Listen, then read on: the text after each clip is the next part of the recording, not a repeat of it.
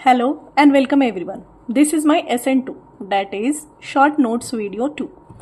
जैसा कि आप सब जानते हैं कि मैंने revision Bihar PSC dental surgeon syllabus के रिवीजन के लिए शॉर्ट नोट्स वीडियो बनाना शुरू किया है। मेरा पहला वीडियो लेक्चर था इनडायरेक्ट पल्प कैपिंग पे, जो कि नॉन एक्सपोजर ऑफ पल्प के केस में हम करते हैं उस पे, और उसमें MCQ रिलेटेड बहुत सारे पॉइंट्स मैंने दिए थे।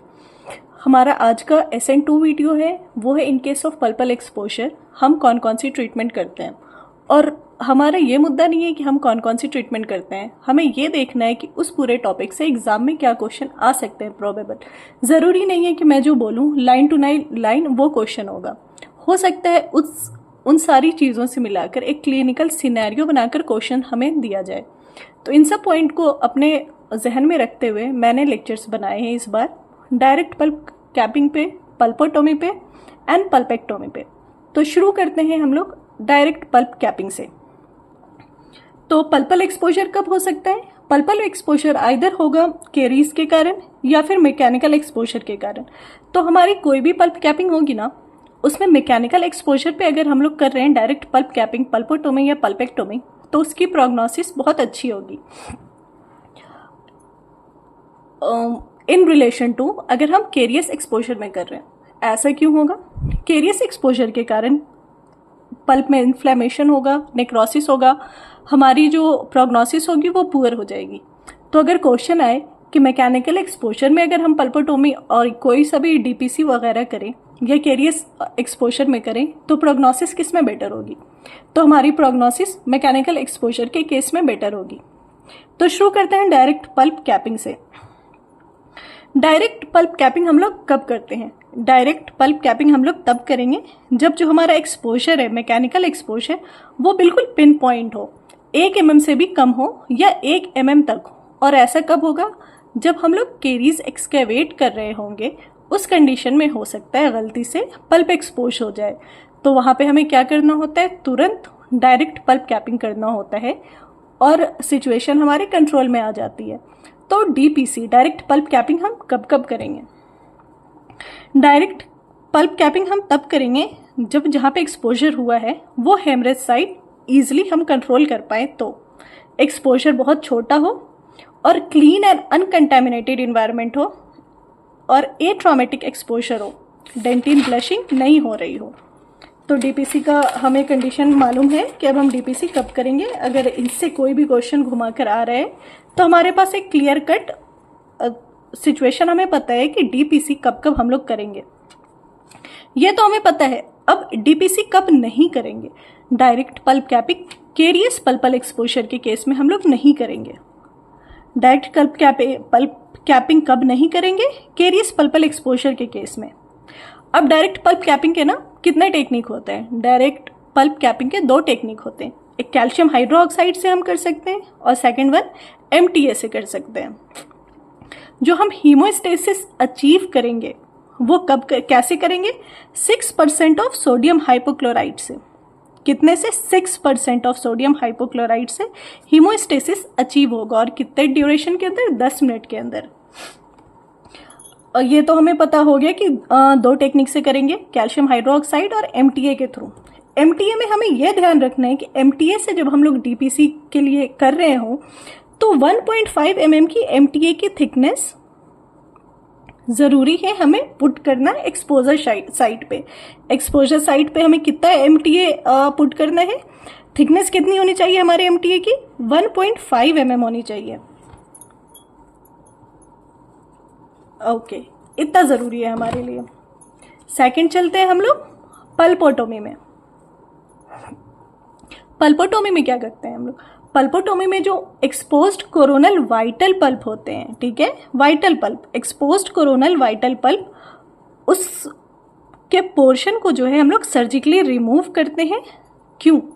ताकि जो हमारा रेडिकुलर पल्प है ना, उसकी वाइटलिटी और फंक्शन को हम लोग बचा पाए। पल्पोटोमी में क्या करते हैं? एक्सपोज्ड कोरोनल पल्प जो होता है वाइटल होना चाहिए, उसको रिमूव करते हैं सो डैट हमारा जो रेडिकुलर पल्प है उसकी वाइटलिटी और फंक्शन मेंटेन रख सकें। तो पल्पोटोमी है हमारा, वो डिफरेंट कैसे है DPC से? क्वेश्चन आ जाए कि पल्पोटोमी डीपीसी से डिफरेंट कैसे है, और आपको अगर 4 ऑप्शन मिले तो जो राइट ऑप्शन वो होगा, क्या होगा कि अमाउंट ऑफ पल्प रिमूवल, हम लोग कितना पल्प टिश्यू रिमूव कर रहे हैं डीपीसी में और पल्पोटोमी में, इसी का डिफरेंस है। पल्पोटोमी में हम लोग major portion coronal pulp, vital coronal pulp को रिमूव करते हैं हम लोग पल्पोटोमी में। पल्पोटोमी का ऑब्जेक्टिव क्या है? पल्पोटोमी का ऑब्जेक्टिव होता है कि हम नॉर्मल अपेक्सोजेनेसिस जो इमैच्योर परमानेंट टेथ है उसकी कंटिन्यूएशन को इनेबल करके रखें। हम लोग पल्पोटोमी क्यों करते हैं?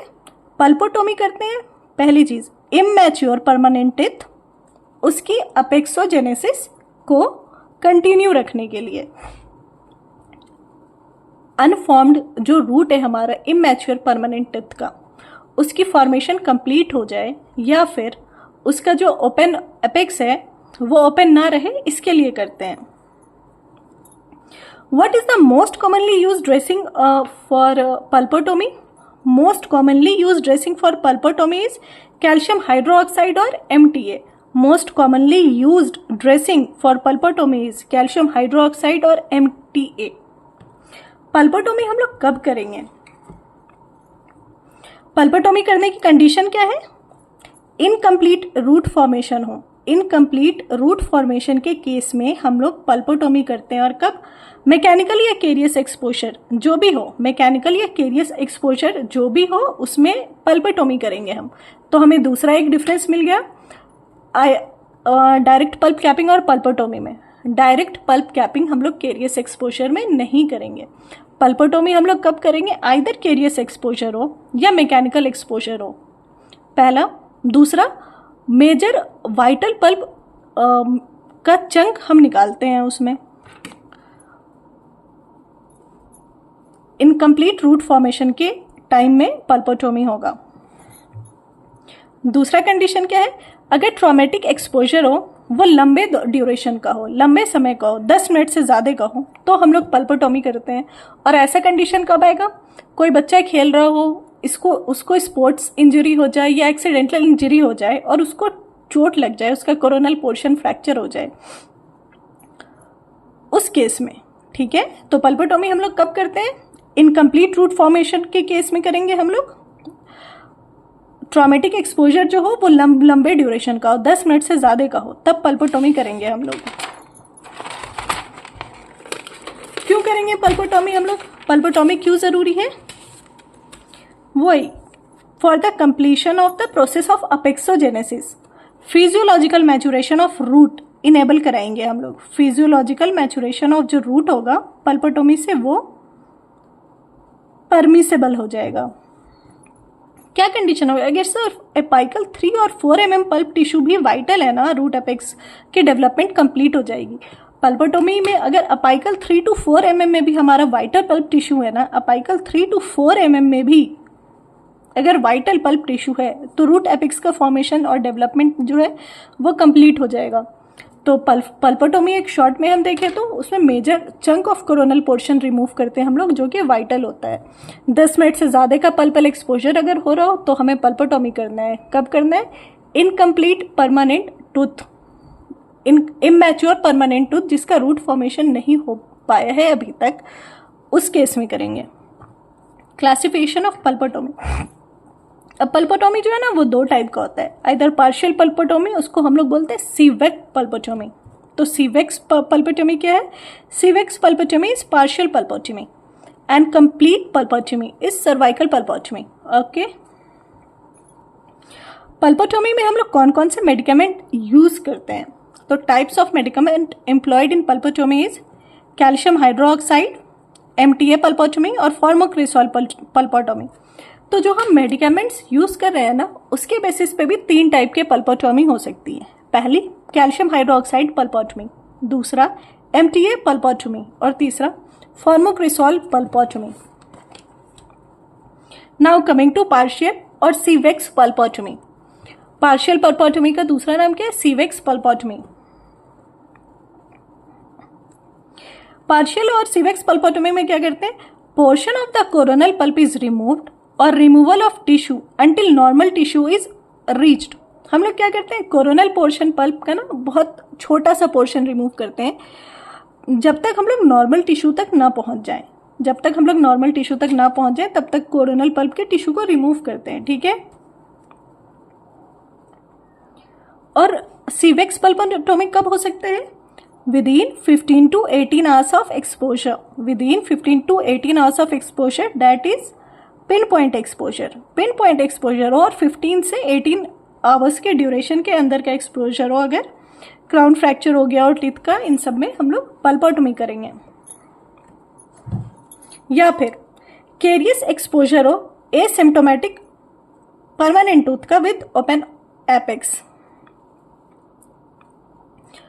अब क्या है, केरियस एक्सपोजर हो रहा है तो 15 से मतलब लॉन्गर ड्यूरेशन का एक्सपोजर है, 15 से 18 घंटा के से कम का तो एक्सपोजर नहीं है।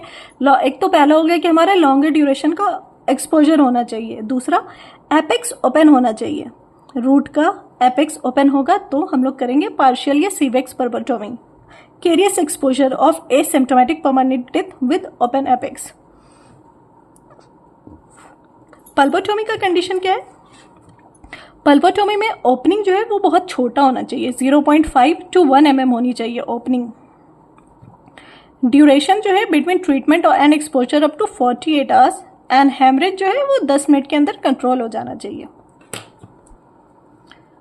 ये इस टॉपिक को कंप्लीट करने के बाद हम लोग कुछ topic related MCQ question answer भी करेंगे। ये टॉपिक जैसे ही कंप्लीट होगा मैं मल्टीपल PSCs में अलग अलग स्टेट के PSCs के क्वेश्चंस कलेक्ट करूंगी कि वहाँ इन सब टॉपिक से कौन कौन से क्वेश्चंस पूछे गए।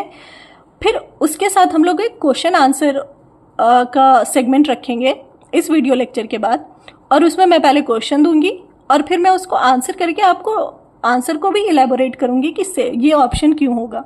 ओके, तो आप वीडियो में बने रहें और कोशिश करें जब क्वेश्चन आंसर सेगमेंट हो तो कोशिश करें आप कि आप उसका आंसर सही दे पाएँ और अपनी क्लिनिकल नॉलेज अप्लाई करके दे पाएँ। ओके।